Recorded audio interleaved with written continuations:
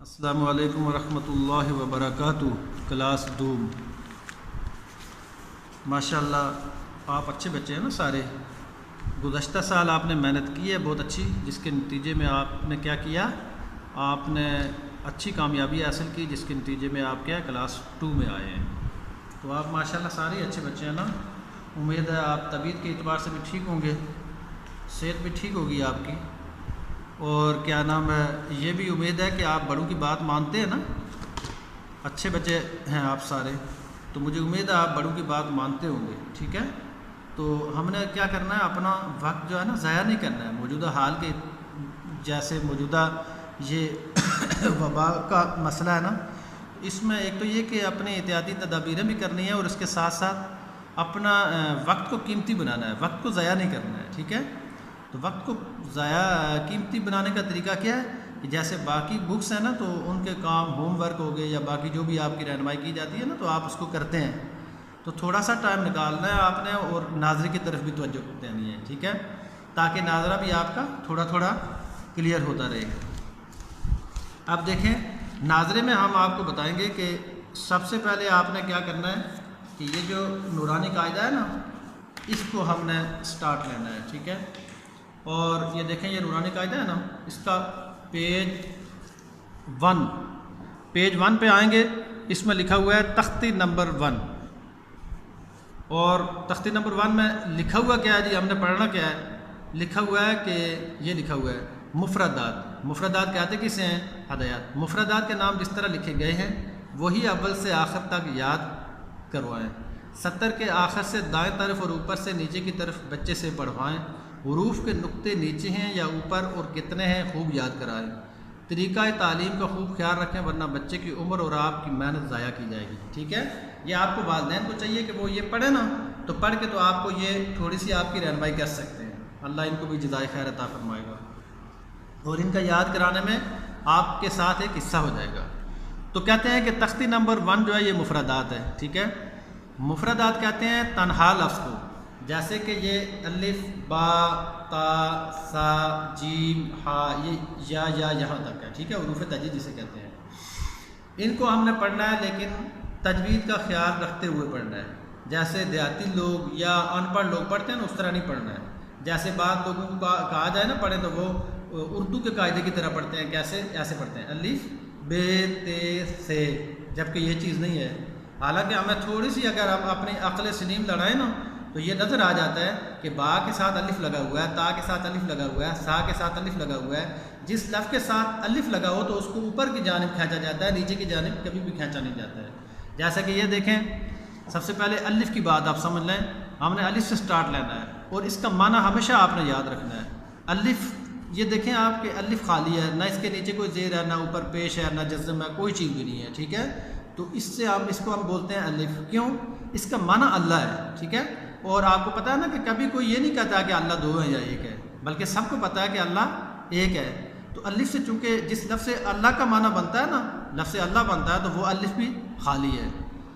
اب پورے قرآن کے اندر یا کہیں بھی عربی کہیں کتب ہو، عربی قاعدہ ہو، عربی قرآن ہو، یعنی کہ کوئی بھی عربی کی چیز ہے، تو اس کے اندر اگر الف خالی آ جائے گا تو اس کو کبھی بھی ہم نے یعنی کہ حمزہ نہیں پڑھنا، اس کو الف ہی پڑھیں گے۔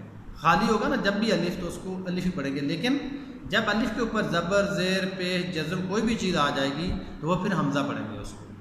تو یہاں پہ لکھا ہوا ہے، کہتے ہیں الف ہے یہ، اور یہ دیکھیں حمزہ برا لام زیر فا الف، الف، یہ 3 لفظ کا مجموع ہے، اس سے یہ الف بنتا ہے۔ کیسے پڑھیں گے اس کو جی؟ اب میں آپ کو پڑھنے کا طریقہ بتاتا ہوں۔ عربی لہجہ بھی ہونا چاہیے، اور کیا نام ہے ہمارا جو پڑھنے کے مخارج ہیں وہ بھی درست ہونے چاہیے، تب جا کے تو قرآن کریم یا عربی پڑھنے کا حق ادا ہوتا ہے۔ تو ایسے کر کے پڑھیں گے ہم، الف با تا سا، کہتے ہیں کہ با کوئی مشکل نہیں ہے، الف بھی کوئی مشکل نہیں ہے، یہ بچوں کی عادت ہوتی ہے، وہ پڑھ لیتے ہیں۔ لفظ تا کو زور لگا کے نہیں پڑھنا، بلکہ تا کو نرمی سے پڑھنا ہے۔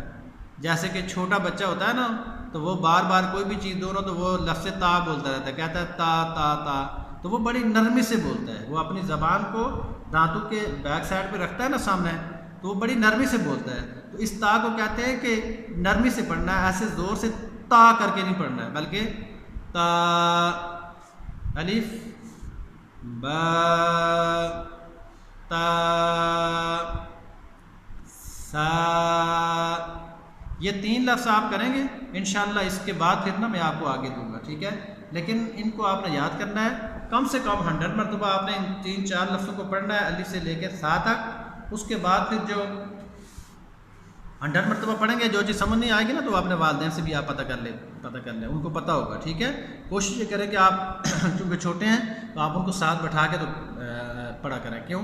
آپ انہیں کہیں کہ ہمیں قاعدہ لا کے دیں اور قاعدے میں ہم پڑھیں گے، آپ سنیں ہمارے، تو پھر جو غلطی ہوگی وہ بھی آپ کو بتا دیں گے. تو انشاءاللہ آپ کی رہنمائی صحیح ہوتی رہے گی اور آپ صحیح طریقے سے پڑھ لیں گے. اچھا، اب اس کے ساتھ دوسری چیز جو آپ نے یاد کرنی ہے نا، وہ یہ ہے پہلا کلمہ ہے، ٹھیک ہے. وہ آپ نے پہلا کلمہ اچھے طریقے سے یاد کرنا ہے.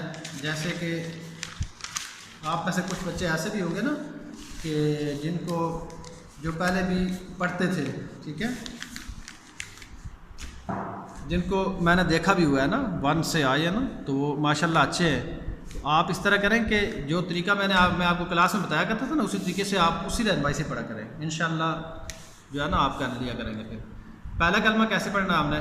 پہلا کلمہ طیب، پہلے اس کا نام یاد کرنا ہے، پھر پڑھنا ہے جی لا الہ الا اللہ. کیسے پڑھنا ہے جی؟ لا الہ الا اللہ محمد الرسول اللہ.